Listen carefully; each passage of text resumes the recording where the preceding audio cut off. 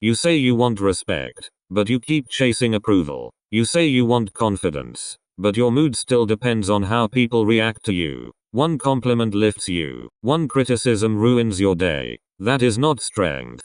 That is dependence. Most men do not lack ability. They lack internal approval. And until you fix this, you will never feel steady. Today you will learn.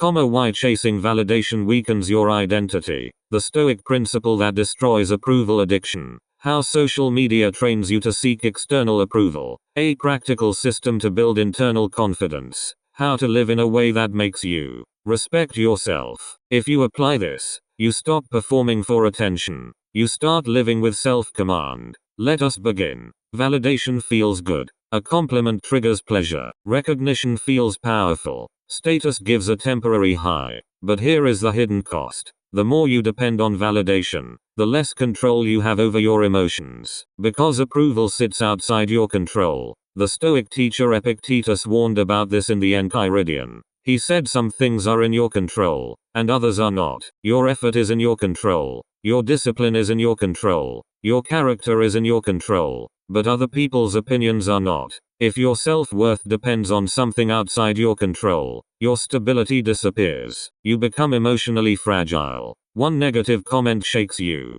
One ignored message irritates you. One failed attempt embarrasses you. You begin performing instead of living. That is the trap. Modern culture intensifies this weakness. Social media runs on validation. Likes, shares, views, followers. Each notification trains your brain to crave approval. You start measuring your value by numbers. But numbers fluctuate. When they drop, so does your mood. This creates anxiety. You constantly check how you are perceived. Instead of building substance, you manage image. Stoicism rejects image management. It demands character development. The Roman Emperor Marcus Aurelius wrote in Meditations that fame after death is nothing. It depends on people who will soon die themselves. That perspective destroys validation obsession.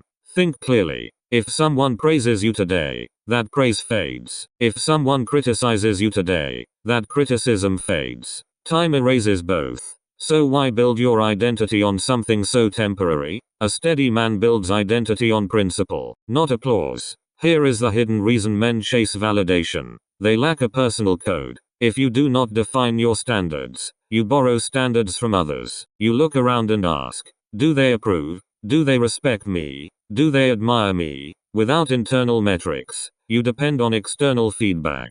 That creates insecurity. Stoicism solves this by giving you a framework.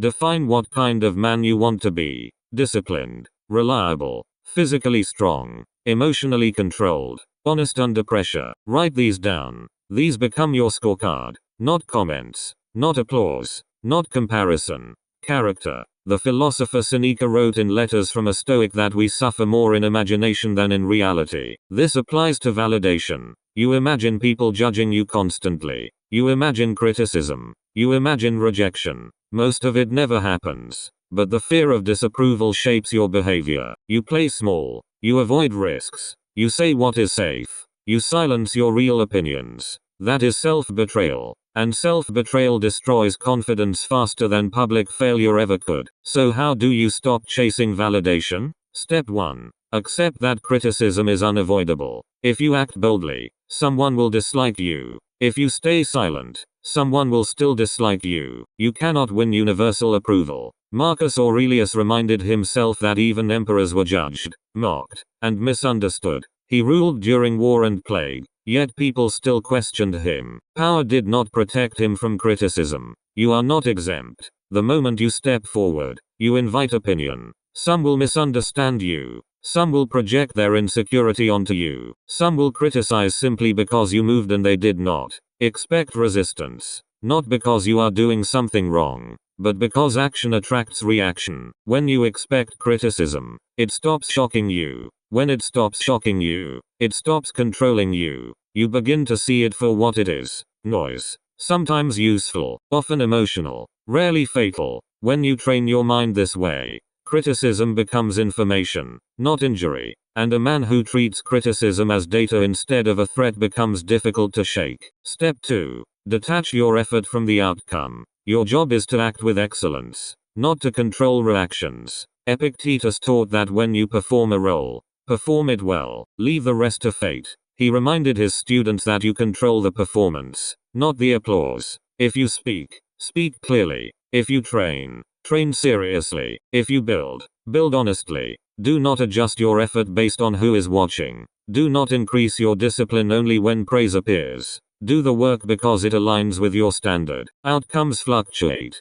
Praise rises and falls. Attention comes and goes. Opportunities shift, but effort remains yours. When you anchor your identity to effort instead of results, pressure decreases. You stop obsessing over how things will turn out. You focus on how you show up. This builds internal stability, because even if the outcome disappoints you, you still respect your execution. And self-respect built on effort lasts longer than validation built on results. Step 3. Limit exposure to artificial validation loops. Audit your time. How often do you check for reactions? How often do you measure your worth by engagement? Reduce it. Replace it with effort that builds real skill. Reading, training, learning, building. Skill creates confidence. Approval creates dependency. Choose skill. Step 4.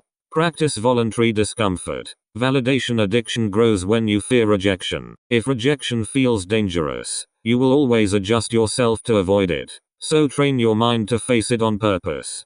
Put yourself in situations where approval is uncertain. Speak honestly in discussions. Share ideas without filtering for popularity. Train in public spaces. Take on responsibility that risks failure. Do not aim to be offensive. Aim to be truthful. There is a difference. Every time you choose honesty over approval, you strengthen your center. Every time you risk looking imperfect, you reduce fear. Seneca practiced poverty to reduce fear. He would live with minimal comfort and asked himself, "Is this what I feared?" The answer was no. You can practice social risk the same way. Post without obsessing over response. Voice your perspective calmly. Accept that some people will disagree. Then observe. You are still alive. Your value did not disappear. Your identity remains intact. Each exposure weakens the grip of approval. Discomfort becomes familiar. And once discomfort becomes familiar, it stops controlling your behavior. That is how you reduce validation dependency.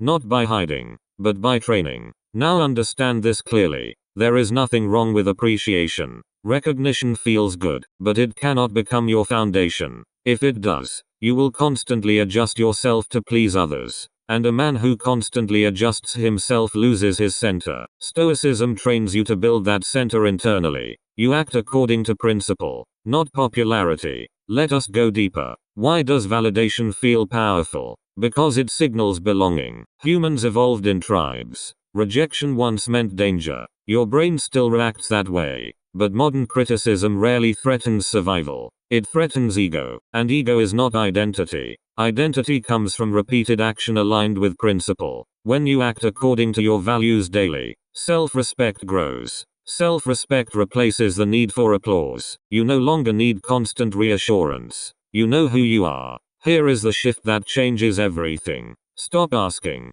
"Do they approve of me?" Start asking, "Did I act according to my standard?" That question restores control, because it depends only on you. If you lived with discipline today, you win. If you handled pressure with composure, you win. If you told the truth when it was uncomfortable, you win. Even if nobody notices. Especially if nobody notices. That is strength.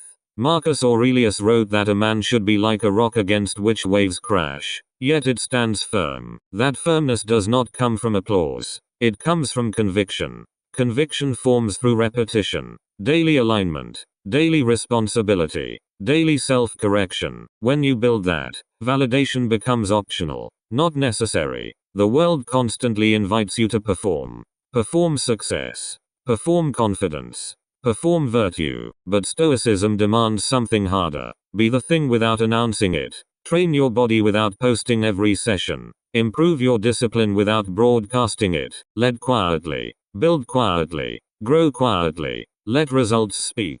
This removes pressure to impress. It frees your energy for progress. Here is the final truth. If you chase validation, you give other people control over your emotional state. If you build character, you take that control back.